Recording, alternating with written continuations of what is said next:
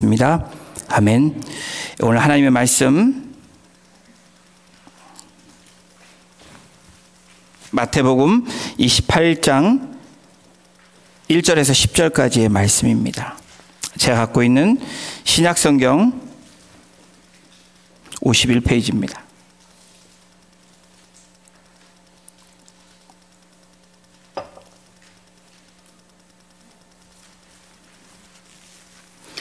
찾으신 줄로 알고 우리 한 절씩 교독으로 봉독하겠습니다. 안식일이 다 지나고 안식 후 첫날이 되려는 새벽에 막달라 마리아와 다른 마리아가 무덤을 보려고 갔더니 큰 지진이 나며 주의 천사가 하늘로부터 내려와 돌을 굴려내고 그 위에 앉았는데 그 형상이 번개 같고 그 옷은 눈같이 희건을 지키던 자들이 그를 무서워하여 떨며 죽은 사람과 같이 되었더라. 천사가 여자들에게 말하여 이르되 너희는 무서워하지 말라. 십자가에 못 박히신 예수를 너희가 찾는 줄을 내가 아노라. 그가 여기 계시지 않고 그가 말씀하시던 대로 살아나셨느니라. 와서 그가 누우셨던 곳을 보라.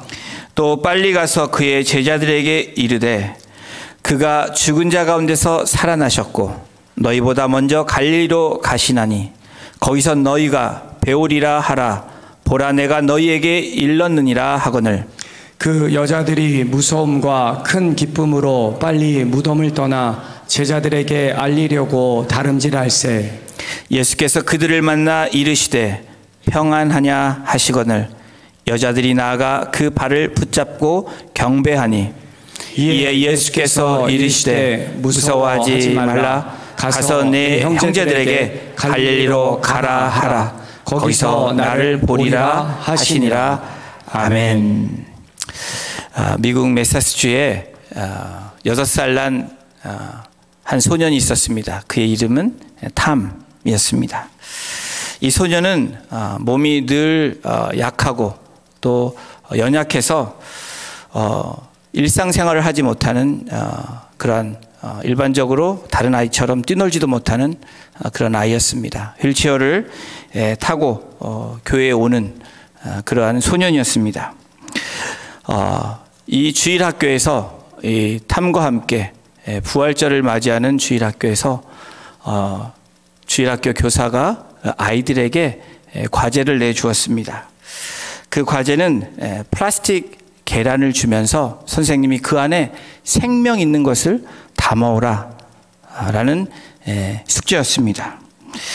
아이들은 선생님이 말씀해 주시는 그 말씀을 듣고 각자 생명이 있는 것을 플라스틱으로 된 계란 껍데기 안에 담았습니다. 그리고 부활 주일날 아침이 돼서 선생님 앞에 왔습니다. 선생님이 무엇을 담았는지 각 학생들에게 열어보라고 얘기했더니 어떤 학생은 나뭇잎을 가져오고 어떤 학생은 꽃을 가져오고 어떤 학생은 곤충을 가져오는 아이들도 있었습니다. 그런데 8살 난 이 탐은 아무것도 갖고 오지 못했습니다. 열어보니까 아무것도 없었습니다. 그렇게 탐의 모습을 본 선생님이 탐에게 위로하면서 이렇게 이야기했습니다. 바빠서 숙제를 못했구나. 괜찮아 라고 얘기했을 때 탐이 다음과 같이 이야기를 했습니다. 저는 준비하지 않은 것이 아니라 준비를 했습니다. 저는 생명을 준비했습니다. 이것은 예수님의 무덤입니다. 예수님은 다시 살아났기 때문에 그 무덤이 비어있는 거예요 라고 선생님에게 말했다고 합니다. 그 후로 10달 지난 후로 이 탐은 주님이 부르셔서 그렇게 주님 품으로 갔습니다. 그리고 장례식 날 그의 간에는 꽃 대신 플라스틱 계란 껍데기가 놓여 있었다는 이야기가 있습니다. 오늘 본문의 막달라 마리아와 다른 마리아가 오늘 나타납니다. 이전 27장에서도 이미 예수님의 장사에 그리고 무덤 앞에 앉아 있었던 막달라 마리아와 다른 마리아가 오늘 또 주님의 새벽 민명에 주님을 찾아온 것입니다. 이 여인들은 주님을 위해 무덤을 찾았습니다. 왜 그랬을까? 주님을 너무나 그리워하고 주님을 너무나 사랑했기 때문에. 이것에는 변함이 없는 사실입니다. 안식 후 첫날 새벽에 다시 무덤을 찾아가는 이 여인들의 모습. 28장 1절의 성경은 이렇게 기록합니다. 우리 함께 읽어보겠습니다. 시작. 안식일이 다 지나고 안식 후 첫날이 되려는 새벽에 막달라 마리아와 다른 마리아가 무덤을 보려고 갔더니, 이 마리아와 막달라 마리아, 또 다른 복음서에는 살로메라는 이 여인이 예수님의 무덤을 찾은 이유는 그 시신의 향유를 바르기 위함입니다. 예수님에 대한 뜨거운 사랑, 마지막을 또 그렇게 예수님과 함께하고 싶은 그 간절한 마음이 이 여인들에게 있습니다. 여러분, 이 여인들을 볼 때 이 정성은 이 정말 극진한 정성입니다. 하나님이 기뻐하시고 받으실 만한 그런 섬김입니다. 그런데 여러분, 결론적으로 이 여인들이 무덤을 찾아간 것은 하나님의 뜻과 계획에 반대되는 행동이라는 것을 우리는 알아야 됩니다. 사실 오늘 저희가 읽은 본문 6절에 왜 그랬는지를 6절이 우리에게 말씀해 주고 있습니다. 우리 6절을 함께 읽어보겠습니다. 시작.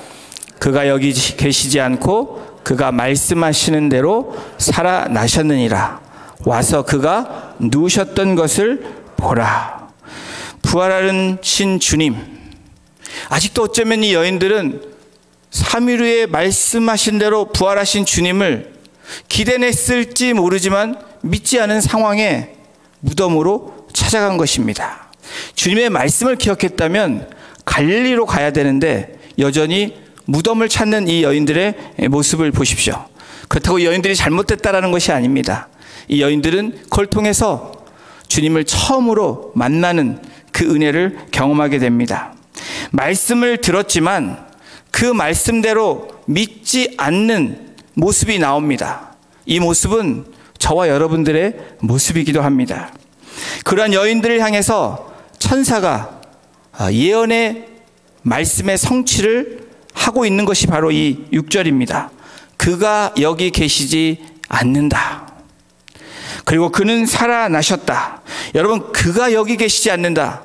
정말 주님의 그 향유를 바르고 주님 앞에 나가려고 했던 이 여인들에게 정말 이 소식은 청천벽력과 같은 소식입니다. 이 말을 들을 때 그가 여기 계시지 않는다. 어쩌면 이 여인들에게는 슬픔이 될지 모릅니다. 주님께 향유를 발라드리고 마지막 주님 앞에 그렇게 하려고 했던 이 모습. 여러분, 이 여인들이 어떠했을까? 기대하고 나갔는데 주님의 시신이 없다. 그것은 슬퍼집니다. 그러나 천사가 한 그 다음 말은 슬픔에서 기쁨으로 바꿔집니다. 말씀하신 대로 그가 살아나셨다라는 것입니다. 성도 여러분, 죽은 그리스도는 볼 수 없습니다. 그의 몸에 향유를 바를 수 없습니다. 이것은 분명히 슬픈 일입니다.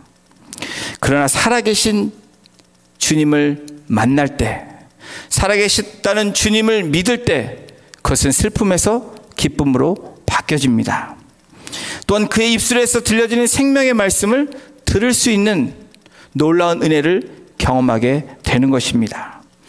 주님이 다시 사신 부활의 의미, 28장 6절에 있는 말씀을 통해서 두 가지를 우리에게 말씀합니다. 주님이 다시 사신 부활의 의미는 첫 번째로 그 부활은 우리에게 보증이 되셨습니다. 우리 6절 초반부를 다시 읽습니다. 함께 읽습니다. 시작. 그가 여기 계시지 않고 그가 말씀하신 대로 살아나셨느니라. 예수 그리스도께서 사망의 권세를 깨고 부활하셨다라고 천사가 예언의 말씀의 성취를 선포하는 것입니다. 십자가에서 죽으셨다가 장사한 지 3일 만에 다시 살아나신 예수 그리스도. 이것이 역사적으로 증명되는 그 사실을, 그리고 확정된 사건임을 선포하고 있는 말씀입니다. 우리 주님의 부활은 그리스도인들에게, 우리들에게 매우 중요한 사건입니다. 여러분, 우리에게 부활이 없다면, 부활하신 주님의 그 믿는 믿음이 없다면 우리는 죽은 믿음과도 같습니다. 그냥 영원한 생명이 아닌, 하나님 나라의 복음이 아닌 이 땅 가운데 그냥 잘 살려고 하는 모습밖에 될 수 없는 것입니다. 만약 부활이 없었더라면 지금 우리가 알고 있는 예수는 어쩌면 거짓일지도 모릅니다. 주님이 부활하신 것은 여러분 비유나 상징이 아닙니다. 어떤 신화가 아닙니다. 이것은 실제 사건이고 역사적인 사건입니다. 한두 사람이 본 것이 아니라 수많은 사람들이 목격했고 경험했습니다.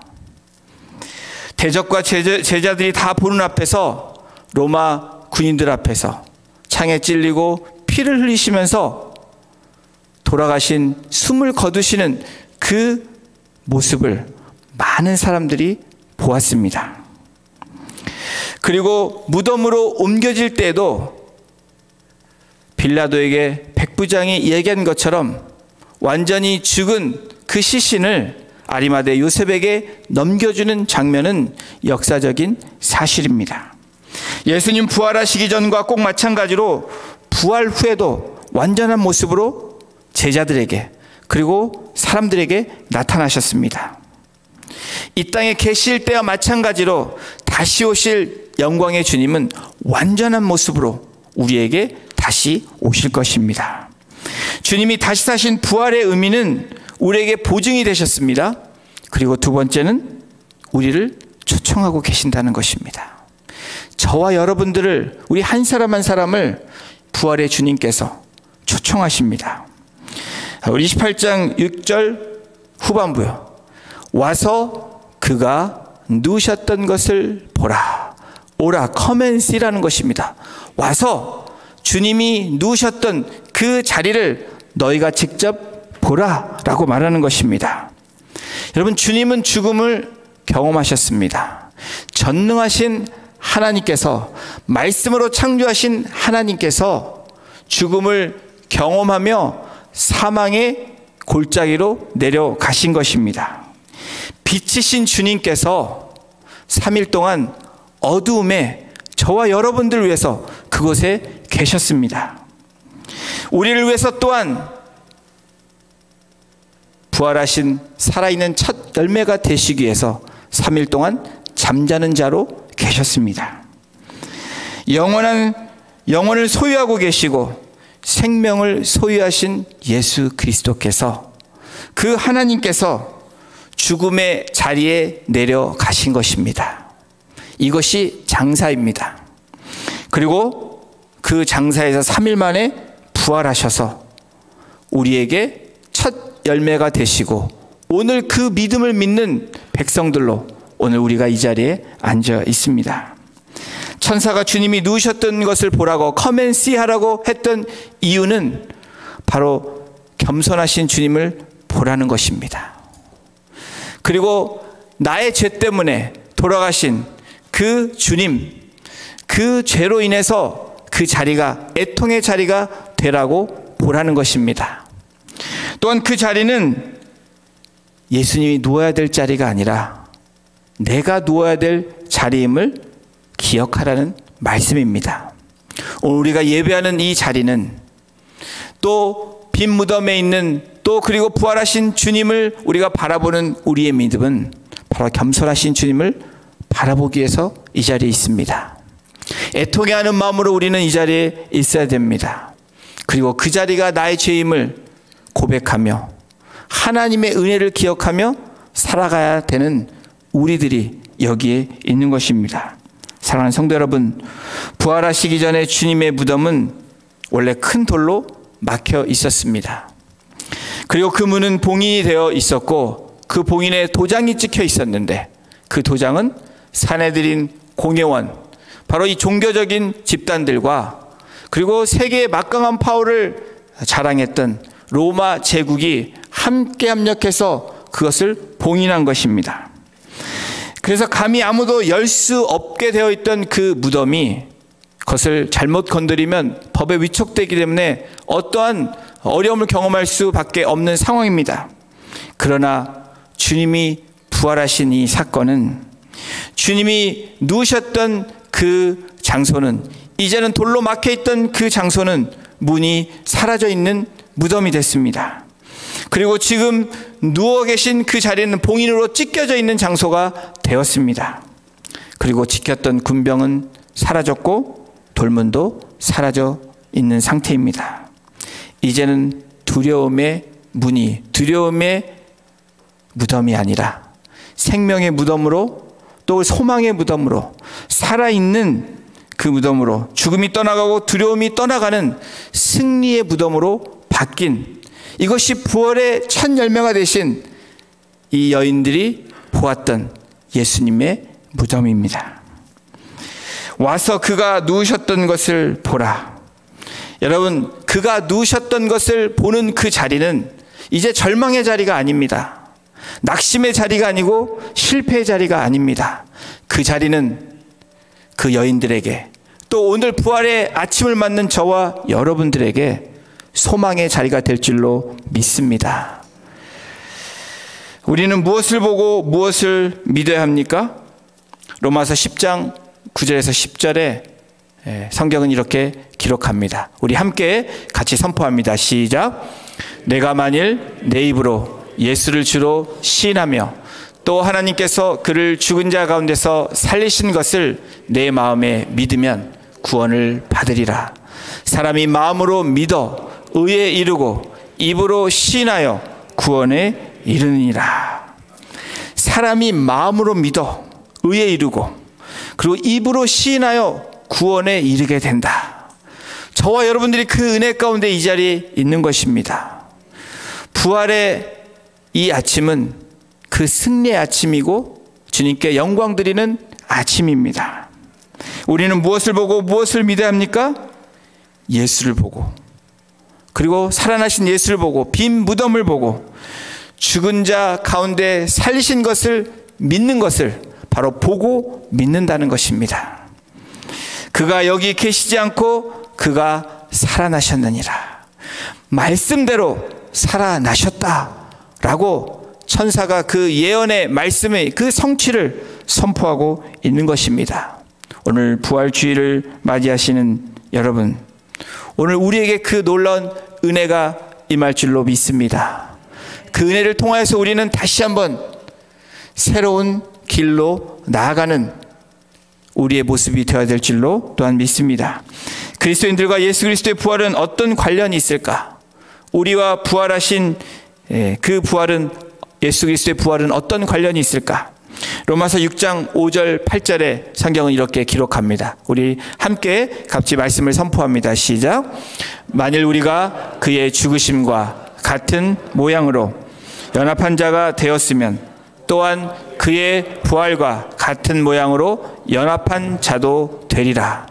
우리가 알거니와 우리의 옛 사람이 예수와 함께 십자가에 못 박힌 것은 죄의 몸이 죽어 다시는 우리가 죄에게 종노릇하지 아니하려 함이니, 이는 죽은 자가 죄에서 벗어나 의롭다 하심을 얻었음이라. 만일 우리가 그리스도와 함께 죽었으면 또한 그와 함께 살 줄 믿노니. 그리스도와 함께 죽었으면 여러분, 우리는 그와 함께 다시 사는 것을 믿는 저와 여러분이 되시기를 주님의 이름으로 축원합니다. 사도 바울은 그리스도의 죽음과 부활이 우리를 죄로부터 자유케 했다라고 이 서신을 통해서 선포하고 있습니다. 우리가 죄로부터 자유를 얻을 수 있었던 것은 예수 그리스도께서 사망 권세를 이기시고 그 죄와 죽음을 이기셨기 때문에, 바로 부활하셨기 때문에 우리에게 자유함을 주신 것입니다. 그러므로 우린 더 이상 옛 감정과 생각, 그리고 우리의 옛 성향과 우리의 습관에 사로잡혀 살아가는 사람이 되면 안 된다라는 것입니다. 하나님은 예수 그리스도의 부활을 통해 우리를 죄와 죽음과 슬픔에서부터 벗어나게 하신 부활의 주님이심을 말씀하고 있습니다. 여러분, 그렇다면 우리는 더 이상 죄를 짓지 않는다는 그런 의미일까요? 아닙니다. 결코 그렇지 않습니다. 우리는 매일매일 여전히 죄를 짓습니다. 생각으로, 눈으로, 그리고 우리의 입으로, 우리의 손과 발로, 행동으로 죄를 짓는 우리의 모습을 봅니다. 우리가 죄를 지지만 옛 감정들과 그리고 옛 습관들 때문에 힘겨워하지만 분명한 사실은 주님의 부활은 우리를 새로운 자녀로, 그리고 새로 태어나 새 삶을 살아갈 수 있는 은혜를 허락받았다는 것을 우리에게 말씀해 주고 있는 것입니다. 그것을 믿는 자들로 살아가라 라고 이야기합니다. 바로 예수 그리스도를 통해서, 예수의 이름으로 바로 지성소로 들어가고 하나님 앞에 죄를 자백하고 고백하며 위로부터 부어주시는 은혜를 매일매일 경험하고 살아가라는 것입니다. 로마서 6장 4절은 이렇게 얘기합니다. 그러므로 우리가 그의 죽으심과 합하여 침례를 받음으로 그와 함께 장사되었나니 이는 아버지의 영광으로 말미암아 그리스도를 죽은 자 가운데서 살리심과 같이 우리로 또한 새 생명 가운데서 행하게 하려 함이라. 그러므로 저와 여러분들을 우리로 말미암아 새 생명 가운데 행하게 하려 하시는 부활의 첫 열매가 되신 그 부활절의 의미는 바로 여기에 있습니다. 저와 여러분들이 이제 죽은 자들이 아닙니다. 부활하신 주님을 믿는다면 이제는 새 생명을 가지고 나아가는 자들이라는 것을 이 로마서 6장 4절 이 침례의 의미를 통해서 다시 한번 우리에게 말씀해 주고 있습니다. 다시 첫 질문으로 돌아가 여러분 한번 답을 달아보겠습니다. 그리스도인들과 우리들과 예수 그리스도의 부활은 어떤 관련이 있을까? 여러분, 로마서 6장을 통해서 우리에게 제시해 주는 말씀은 우리에게 새로운 정체성을 부여해 주셨다라는 것입니다. 뉴 아이덴티티를 우리에게 주셨다라는 겁니다. 이제는 과거의 죄인이 아닌 새로운 정체성을 가지고 살아가는 그런 관계가 바로 부활하신 주님과 우리의 관계라는 겁니다. 그리고 두 번째로는 여러분 새로운 위임을 주신 것입니다. New mandate, 새로운 커미션을 우리에게 주신 것입니다. 오늘 본문 말씀은 아니지만 28장이 마태복음이 끝나는 마지막 이 그레이트 커미션인 28장 18절, 19절, 20절에 바로 이 새로운 위임, 그레이트 커미션이 우리에게 지상 명령이 주어집니다. 바로 예수께서 나와 말씀하여 이르시되 하늘과 땅의 모든 권세를 내게 주셨으니, 하나님께서 우리에게 모든 권세를 주셨다고 이야기합니다. 그러면서 19절에 그러므로 결론을 짓습니다. 너희는 가서, 여러분 가라고 얘기합니다. 오늘 마태복음 28장 초반부에서도 이 여인들 come and see, 주님이 누워있는 이 자리를 보라 얘기하면서 그 다음에 천사가 이 여인들에게 뭐라고 말합니까? 가라, 가서 이 사실을 알리라 라고 이야기합니다. 여러분, 이 커미션은, 이 위임은 목사들에게, 선교사에게, 또 직분 맡은 자들에게 뿐 아니라 모든 부활의 첫 열매를 믿는 모든 성도들에게 주시는 위임입니다. 저와 여러분들은 부활의 주님께서 위임장을 주셨습니다. 우리가 임명한 우리 목자들처럼 또 여러분들에게 주님께서 이렇게 그러므로 말씀하시며 가라 라는 이 명령어, 바로 이 헬라어의 이 말씀은 명령어입니다. 그냥 해도 되고 안 되는 것이 아니라 반드시 해야 되는 명령입니다. 이것이 우리의 위임이고 사명입니다. 이것이 우리의 부르심입니다. 부활과 예수 그리스도를 믿는 우리와의 관계는 바로 여기에 있습니다. 여러분, 그래서 반드시 가서 모든 민족을 제자로 삼아야 되라고 말씀하시고, 그리고 성부와 성자와 성령의 이름으로 침례를 주라고 말씀하시고, 반드시 가서 분부한 것을 모두 지켜 행하라. 여러분, 그 앞부분에는 명령어인 반드시가 들어가 있다는 겁니다. 여러분, 해도 되고 안 되는 그것이 여러분 위임이 아니라 반드시 그것을 수행해야 되는 것이 바로 우리에게 주신 사명이고 우리에게 그레이트 커미션이라는 것입니다. 중국 선교사였던 허드슨 테일러는 다음과 같이 말을 했습니다. 허드슨 테일러가 한 이 말을 우리 함께 같이 읽어보겠습니다. 시작. 지상명령은 선택이 아니라 순종해야 할 명령이다. 허드슨 테일러는 중국을 깨운 중국의 위대한 선교사입니다. 이 말씀을 반드시로 믿었기 때문에 지상명령은 선택이 아니라 순종이라고 말한 것입니다. 바로 이 부활의 아침은 우리가 기뻐하고 승리의 주님을 맞이하지만 또 하나의 우리가 해야 되는 분명한 목적은 바로 가서 반드시 주님의 말씀대로 행해야 되는 것입니다. 만일 우리가 진실로 부활의 뜻을 믿고 있다면 우리는 새 정체성을 가지고 새 위임을 가지고 반드시 가는 성도가 되어야 될 것입니다. 20절 본문 말씀 마지막에 이 명령을 따를 때 하나님께서 우리에게 약속의 말씀을 주십니다.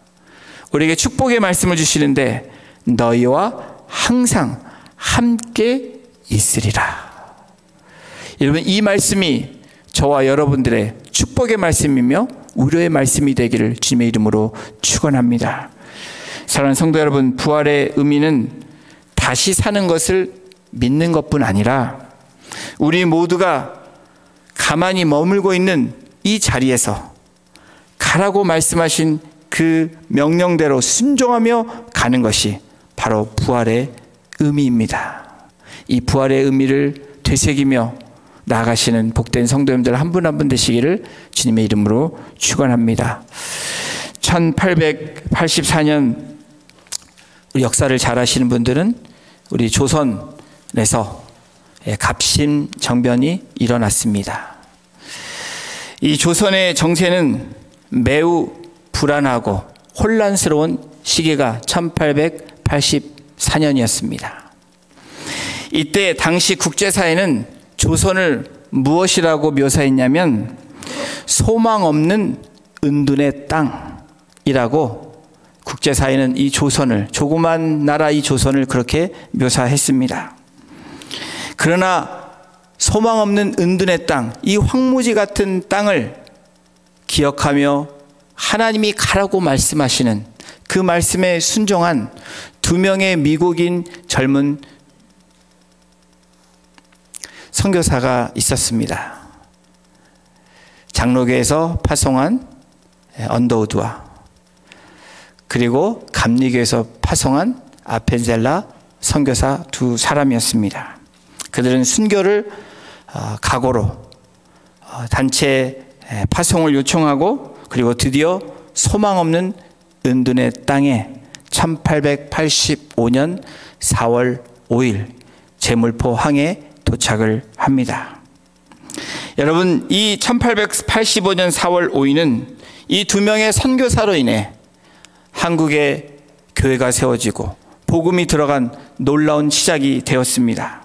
이 나라에 처음으로 복음이 들어오는 감격스러운 순간이 바로 1885년 4월 5일입니다. 그렇게 언더우드와 아펜젤라는 조선 땅을 밟았습니다. 후에 아펜젤라는 본국에 보낸 첫 번째 선교 편지에 다음과 같이 이렇게 글을 보냈습니다. 우리는 부활절에 이곳에 왔다. 그날 사망의 철장을 쳐부수고 부활하신 주님께서 조선의 결박을 끊어주시고 하나님의 자녀로 빛과 자유의 세계로 인도해 주시기를 기도했다. 이 가라 하신 명령대로 부활의 주님을 믿고 나아갔기 때문에 오늘 저와 여러분들이 이 자리에 있습니다. 우리의 자녀들이 그 믿음으로 신앙생활을 하게 되고 하나님의 교회가 또 이민교회가 이 자리에 세워졌습니다. 가라 하시는 그 말씀에 부활의 주님의 뜻에 순종하며 나가는 우리 복된 성도님들 한 분 한 분 되시기를 주님의 이름으로 축원합니다. 기도하시겠습니다.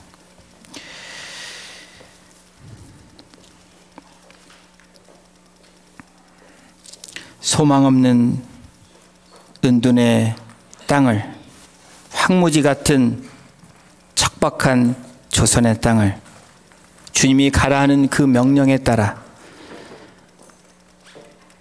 하나님의 귀한 종들, 선교사들을 통해서 조선 땅을 밝음으로 복음이 들어가 우리 조국 대한민국이 세워지고 하나님의 교회들이 세워지고 또 우리가 그 안에서 신앙생활을 하며 이민자로 또 하나님의 교회를 세우는 놀라운 그 축복의 은혜가 지금까지 이어진 것을 주님 앞에 감사하며 부활의 첫 열매가 되신 주님 앞에 모든 영광과 존귀와 찬양을 올려드립니다.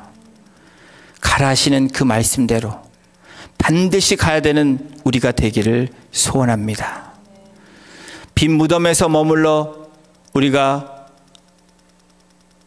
앉아있고 주저앉는 우리의 모습이 아닌 와서 보라고 말씀하신, 그래서 부활의 주님을 만나며 약속의 말씀대로 갈릴리로 향하여 나아갔던 여인들처럼 우리가 주님이 말씀하신 대로 그 선교의 자리로, 복음의 자리로, 또 예배가 없는 자리로 나아갈 수 있는 거룩한 하나님의 교회가 되게 하시고 우리의 목장교회가 되게 하시고 우리의 성도님들 한 분 한 분 될 수 있도록 이 부활절의 의미를 되새기며 우리가 반드시 나아가는 믿음의 백성들로, 믿음의 군사들로 주께서 인도하여 주시옵소서. 모든 감사와 찬송과 영광을 주님 앞에 올려드리며 우리를 구원해 주신 예수님의 이름으로 감사하며 기도드렸습니다. 아멘. 다 같이 나셔서